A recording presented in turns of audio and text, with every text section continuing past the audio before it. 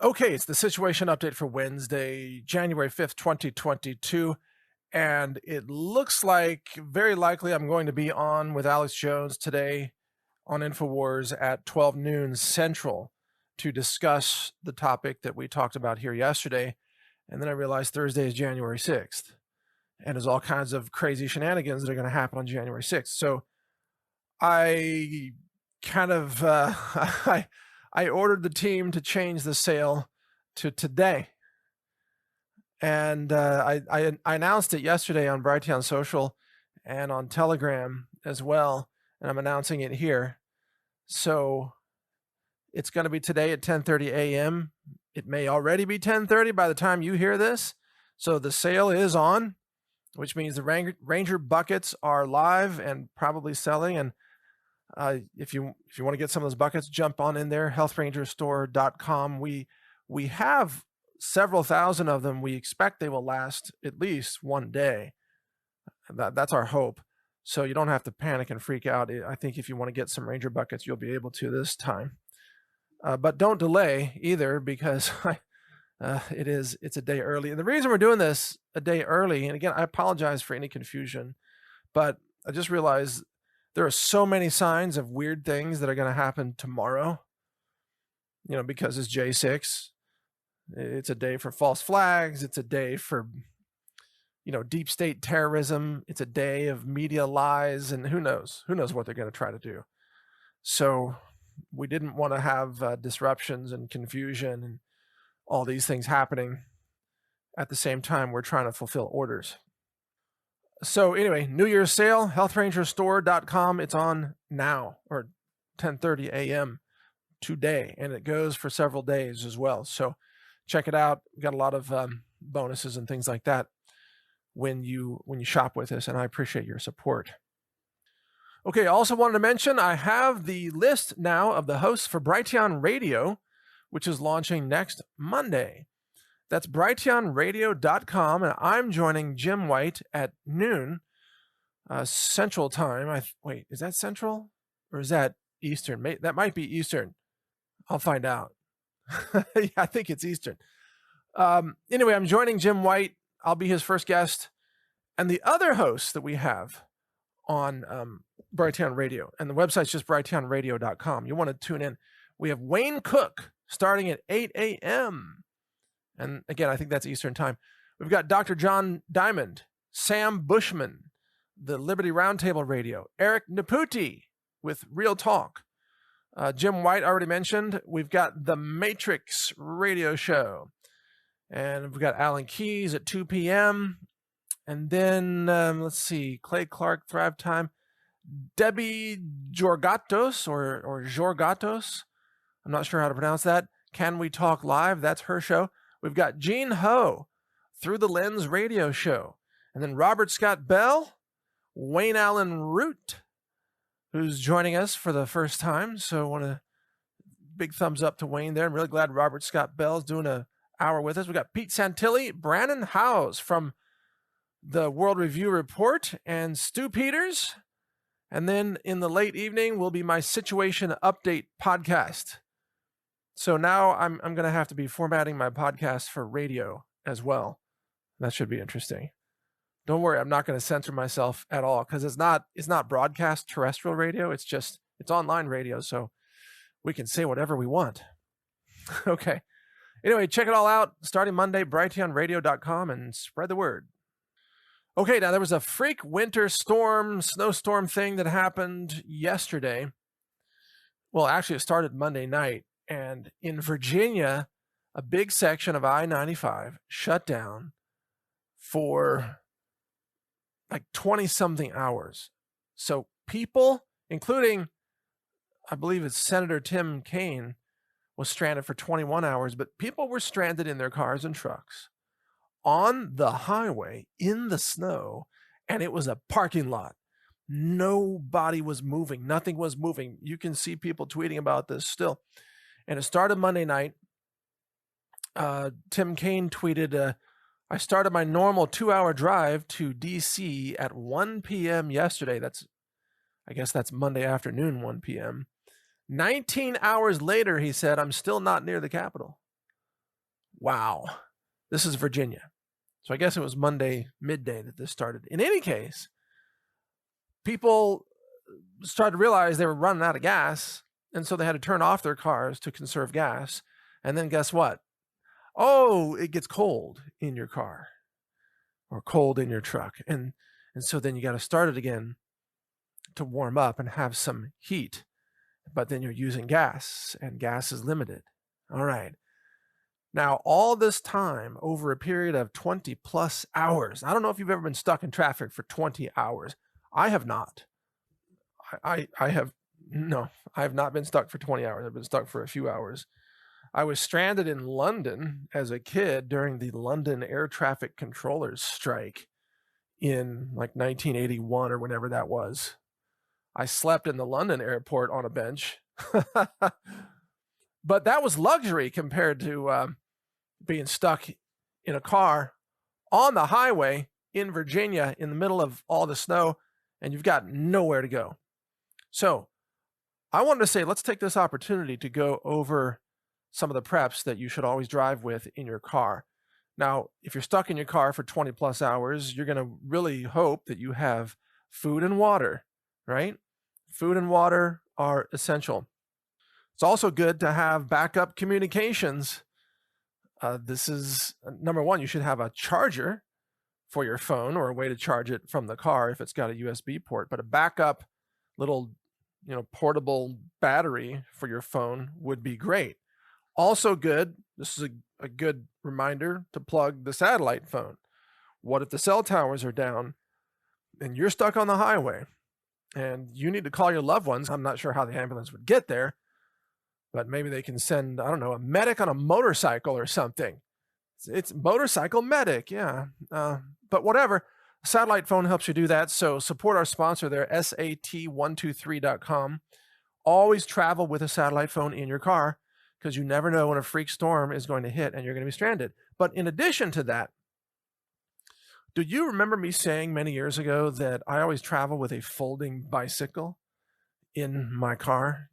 Do you remember me saying that? I know it was a really geeky, preppy thing to say, or prepper thing. And people tease me about it. Like, you travel with a bicycle? I was like, why don't you just drive where you want to go? Well, here's the answer, huh? So what if you have to abandon your car? Do you want to really walk out on foot?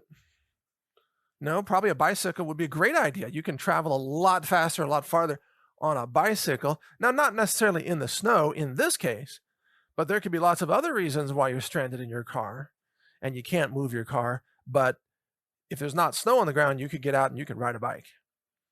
You just lock your car, I don't know, pull it off to the side of the road and just say, bye, just start pedaling your way out of there.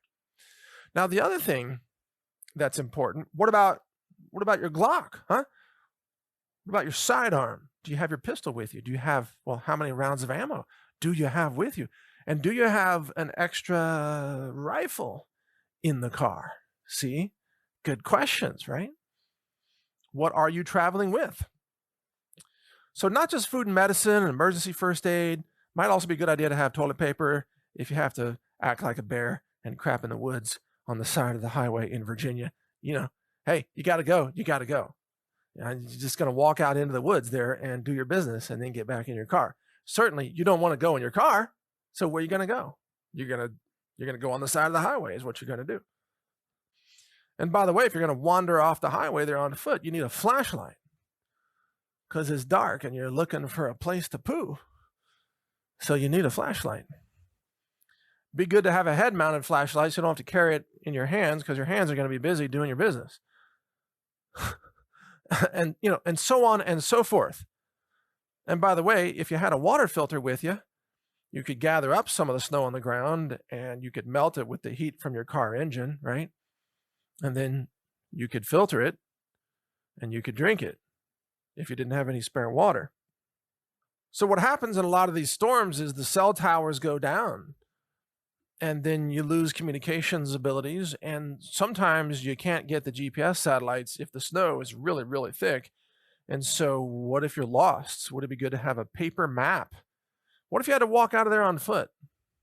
Like something really horrible happened, like an EMP weapon. You want to talk about people being stranded all over the highways. What happens if there's an EMP, a strike of some kind, or a solar flare, and people's cars stop working? Now, I know there's controversy of whether people's cars will actually stop working. I guess we'll find out one day, but maybe some of them will stop and some of them won't. Well, it doesn't take very many broken cars to clog up the highway, does it? So you might be on a perfectly sunny day, no storms in sight. You're thinking, this is a cool breeze Friday. I got it made. And then boom, EMP hits, all the cars stop, or 50% of them stop. Suddenly, you're in a parking lot known as a interstate. Now you have to get out of there in some way that makes sense. How do you do that? And also, what if you're in your car when bad things happen, like, I don't know, China invades America, or World War III starts, or aliens land, I don't know, any kind of crazy scenario, and you just happen to be in your car, or you happen to be on a road trip, or you happen to be at the office, and it's an hour commute to get home to your family. Do you have what you need to get home? Do you have a compass? Do you have a light? Do you have a backup sleeping bag, something to stay warm? You have a pair of actual, boots, not just your flip-flops or whatever you're traveling in, tennis shoes, or your office slippers for you women traveling around in semi-casual slippers. Not good for walking around in the snow looking for a place to poo, actually. Not good to have a bunch of slippers. And then what about cash? Because maybe the ATMs aren't working, if the comms are down. And what if you had to buy some gasoline from somebody right there on the highway because you were almost out, but you wanted to stay warm and not freeze to death? Would it be good to have some cash? Absolutely. Would it be good to have some spare ammo? Because you could barter with that. For a lot of people, you could. That would be great to have. Also, good to have a full tank of gas to begin with. So as you're driving around with a lot of chaos may be expected, try not to let your gas fall below, let's say, half a tank. Anytime it falls below half a tank, add to it. Fill it back up.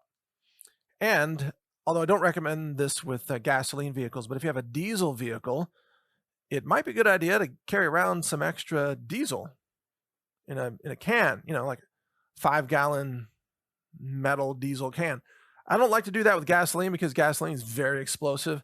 And if you put gasoline, let's say, in the trunk of your car, if there's a small leak in the gas can, it can produce gasoline vapors, basically creating a fuel air explosive in the trunk of your car, which is not an awesome idea, no. But diesel's much safer to deal with. It's hard to light it on fire, very hard.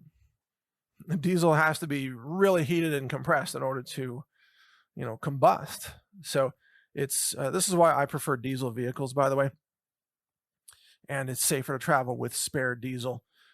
You can also have, let's say if you have a pickup truck, you can get a 150-gallon or even a 200-gallon spare tank that sits at the front of your truck bed up by the cab. It's a fuel tank. Usually they come with a little 12-volt pump and a nozzle, like a gas pump. It's like a portable gas station. I see these trucks all over Texas because people are filling up construction equipment in the field or what have you, or generators in the field. And so they carry around a lot of extra diesel in their trucks. And it's not a bad idea to travel with some extra fuel. Anyway, I'm done with this topic. I could spend more time on it, but I think you get the point. Don't think that you can just hop in the car and take a 2-hour trip without being ready. You need survival gear on every trip that you take. We're trying to save humanity. And a lot of people are just joining the team now, and it's wonderful, and I'm not condemning them for being late to the game or anything. I'm just saying that there are many of us who have been talking about this for years. We saw it coming, we did the research, we knew the plans. I'm not trying to just toot my own horn here or anything. Honestly, it's not what this is about. This is about, when you hear me say things here today on the podcast and you're like, that sounds bonkers, or that's really out there. Let me tell you something, folks. I'm always going to say what I know to be true, even if the public isn't up to speed yet. I've always been that way, and I always will be that way. And what you're going to find is that, the difference between a conspiracy theory and the truth is about 6 months, because all the conspiracies are coming true. So when you hear other people, you hear, Steve Quayle or David Icke. I'm trying to think of some other names that sounded way out there. And even years ago, I thought that David Icke was bonkers. And I remember thinking that Steve Quayle was just always pessimistic, 10 years ago when I was hearing him. And then it turns out, no, actually, Steve Quayle was just way ahead of everybody else. So there are people, and those are some good names, and by the way, Ed Griffin is another name on the finance side and banks and everything. Ed Griffin was 25, maybe almost 30 years ahead of everybody else. Creature from Jekyll Island and all that. And he's a living legend. And I think he just turned 90 this year, by the way. Alex Jones, 25 years ahead of everybody else. David Icke, decades ahead. And Steve Quayle, he wrote books about fallen angels and the giants and genetic warfare and everything back in the 1990s, folks. So really, actually, I was late to the game compared to a lot of those people. I've only been talking about this for a few years. They've been talking about it for a couple of decades. So, there you go. The point is that everybody wakes up on a different time schedule, which is fine. And then some people never wake up at all, and they end up getting killed by their ignorance, their obliviousness or their obedience or what have you. But whenever people choose to wake up is fine with me. It required him to be banned by Twitter. It required these things to happen to him personally before he could wake up and go, whoa, what's going on? Now I get it. This is a global conspiracy to silence scientists and exterminate humanity. This is a mass casualty event. And you look at the number of mainstream scientists and doctors who have been red-pilled over the last 2 years, it's astonishing. I would put Dr. Peter McCullough in that category. I'm sure he never would have imagined he was going to be talking about depopulation on, Infowars.com. If you asked him that 5 years ago, he would have said, no way, that would never happen. And you look at a lot of other doctors out there like Dr. Bhakdi and so on. Dr. Vanden Bosch, and many others. They never would have imagined that they're going to be in this position, and yet here they are, because it is inescapable. I was listening to Bard's FM podcast yesterday from Scott Kesterson, and he said the same thing. He said, I just could not have imagined talking about the things we're talking about today, because you just go deeper and deeper down the rabbit hole here, and the world gets more and more strange by the day. A lot of dots getting connected now. My point is that a lot of people are talking about subjects they never could have imagined talking about before, and yet it's happening. Here they are, and here we are. Thing is, I knew this was coming. Yeah, I've known for a while. People ask me, well, why did you move out in the country and, learn to live away from the city and get into all this prepping and everything? Yeah, because I've known this is coming for a long time. Okay, it's all true. I did a cartoon. Remember, I used to do a cartoon series called Counterthink, and I had an illustrator named Dan Berger, who I think went on to do a bunch of Teenage Mutant Ninja Turtle graphic novels and things like that. But anyway, over a decade ago, Dan Berger was illustrating all of my Counterthink cartoons. So I would come up with these ideas, and Berger would illustrate them. And one of the cartoons that I came up with is, I think it was called Business is Booming. And it was the mayor, and these are single panel cartoons, like political cartoons. It was the mayor having a press conference and announcing, like, business is booming, that was the message. And little did I know, a decade later, that would become absolutely true. That's the economy of America now. I mean, who's actually working anymore? Millions of people quit their jobs last month. There are millions more unemployed people in America than there are job openings. Is it? No. But God bless, the police officers who are still on the force, just trying to hold down the fort of these cities. Just the last desperate effort, even though they know it's going to fail. It's like they're trying to hold back a collapsing dam. The water is bursting through, like, violent criminals in these cities. And there's like, if we just hold on a little longer, but they know. I mean, all the cops know eventually the cities are going to collapse into lawlessness. And they all have a bug out plan, by the way. Believe every cop that works in a city has a bug out plan. They know how to get the heck out of that city.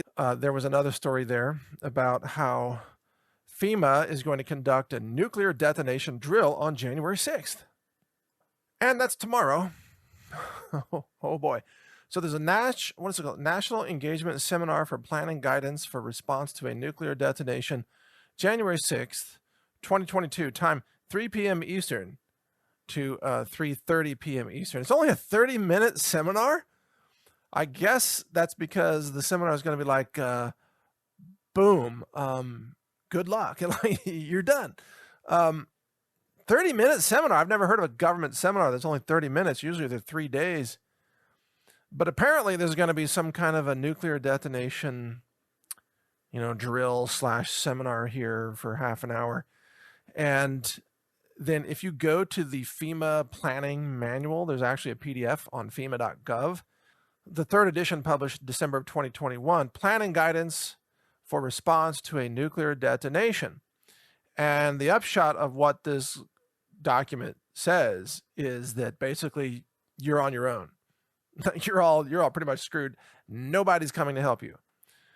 And they're saying this to the local governments. They're saying there won't be federal assistance or federal assets or anything. You're basically on your own. So good luck with that, is what it says in 241 pages. Again, they could just compress it to one sentence, or a couple of sentences. You're screwed. Good luck. Hope you have some water filters. You're gonna need it, especially when the fallout begins. I hope you have some iodine. Hope you have some stored food. Hope you have some ammo. All the things we talked about having in your car in case you hit another Virginia snowstorm. What happens if you hit a global nuclear winter? You're going to need this stuff for an extended period of time. You're going to need to live in your bunker or your basement, or I don't know, what do you have in the Midwest? Storm shelters, root cellars, things like that. My grandmother in the Midwest, she actually had a root cellar, and she would do all kinds of canning. And that root cellar, it was traditional. All the families that lived in the Midwest, that's how they survived. It's passed down generation to generation. And you would walk down into the root cellar, and it was always a creepy, dark place with a lot of cobwebs and stuff. And on the walls, I remember she had these wooden shelves, and the shelves were just deep enough to hold jars, mason jars. That's just my view. But I can see that there's another explanation for this as well. So you kind of, choose your own ending to this story. It is going to be ending. But think about what this means for the rest of us. Remember when I did a podcast not long ago, I said the globalists are at war with each other. It's like Godzilla fighting a giant transformer robot or something in a large city. So you have these two giant creatures fighting each other and hurling flames and crushing buildings. And the rest of us are just on the ground in our cars, like trying to dodge the falling chunks of concrete and things. But I'm not saying go overboard. I'm not saying you should get on an airplane with a giant fishbowl over your head, because we've all seen that photo and that was just too much. It's like giant space helmet, It's like, wow, you really are paranoid. Yeah, I remember those people were calling us crazy. They said we were crazy for wearing tinfoil hats, and now they're walking around like astronauts from another planet with giant fish bowls on their heads, with double, triple masks and visors, it's like wearing trash bags as clothing. These people have their children in a giant bubble that they have to carry around with them. And there's all the glare from the fish bowl and the visor and the goggles. We don't have any clue. Might not even be a woman under all that, as far as we know. might be alien, actually, come to think of it. It probably is the Predator coming to Earth, hunting for men as sport. And she's claiming she wants somebody to buy her a drink. I think we should pony up and buy her one just to see how she manages to drink something. Come on, let's pull together, guys, and let's get her a beer and just watch this. Somebody hit record. This is going to be awesome on TikTok. You know, you buy her a drink and she'll end up having like a 10-foot straw comes out the bottom of her pant leg and curls up and into the beer, and then the other end just appears under 5 masks inside her fishbowl astronaut helmet. Just, oh my God, it's drinking. Ho, ho, ho. And then, you know, in the old crude vernacular of the male dating scene, all their friends, you know, hey, Joey, would you tap that? And Joey's like, I don't know. I might need a lot more beer, but maybe. Woo! Alien versus Predator. You know, part 2. That's what that scene's going to look like. Yeah, it's a weird world, folks. And again, you think I'm making this up, but trust me, a year from now, that'll actually be a video on TikTok. Really, seriously. By the way, I'm just going to leave you with that image because I don't think I can say anything else useful at this point in the pod, right? Okay. All right, but back in the real world. Tomorrow's January 6th. Be safe, everybody. Make sure you've got your bug out bag for your vehicle in case you get caught in a snowstorm. Don't forget that the Health Ranger store sale is today, not tomorrow. Oh, and one last thing, news I forgot to cover. The Hispanics are turning against Biden because they hate all the woke garbage that's being pushed by the radical left. Yeah, Hispanic men especially hate that stuff. It's absolutely true. And remember, I lived in Ecuador, and I did not see any woke stuff going on anywhere when I was there. Look, Hispanic men are very typically, you know, macho. What a world, folks. What a world. I'm not saying that I'm in favor of illegal immigration. Don't get me wrong. But I just think it would be great if it backfired on the Democrats because they've tried so hard to flood the country with millions of illegals. What if they don't? What if the Democrats have gone too far crazy for even the socialists? And remember, a lot of these socialist immigrants are fleeing countries that failed because of totalitarianism. So some of them, I would say a lot of them, have seen the problems of too much corruption in government. So they look at the Democrats, and it actually just kind of reminds them of the place they fled, the El Salvador government or whatever. And maybe there's going to be a big immigrant backlash against the Democrats. I think that's shaping up, frankly. So I would just say to our Southern immigrants and friends, and let me tell you something, as far as I'm concerned, and others like me, remember, I'm married to an immigrant. I love immigrants who come to America and want to be part of the American dream. So if you want to come to America and be an entrepreneur and produce something and work hard and contribute to society, I'm all in favor of it. Welcome you with open arms.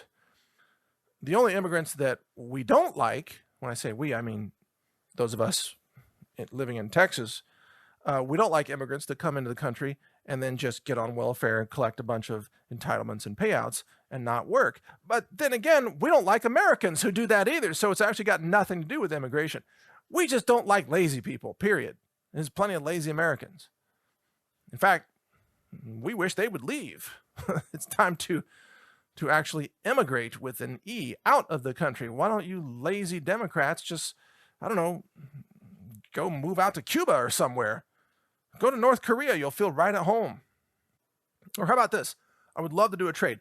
I'll take 1 million hardworking entrepreneurial immigrants from Central and South America as long as we can kick out 1 million lazy Marxists and communist left-wing Democrat lunatics who are woke tards, and we can get them out of the country. I'll make that trade every day. I think most Americans would agree with me on that one. All right, so that's my pro-immigration message for today. I want to thank you for listening, and my pro-America message at the same time. Want to thank you for listening today, everybody. And of course, check out naturalnews.com. Oh, we had a little bit of an article glitch last night. So if there's any missing articles or 404 errors or something, yeah, we had a little database glitch. We're fixing that, so don't worry about that. We're on it. But check out naturalnews.com and then brighteon.com for more podcasts like this. And don't forget brighteonradio.com launching on Monday. That's going to be awesome. I can't wait to hear it myself. Oh, there's so much to watch now with brighteon.tv and so much to listen to with brighteonradio.com and then the brighteon.com videos and then everything else that you're watching on other platforms. I'm telling you, like I said yesterday, there's no way you could possibly be bored in 2022. Not going to happen. We can fill every minute of your day with content should you so desire. Thank you for listening today. God bless all of you. And get prepared. I'll talk to you tomorrow. Take care.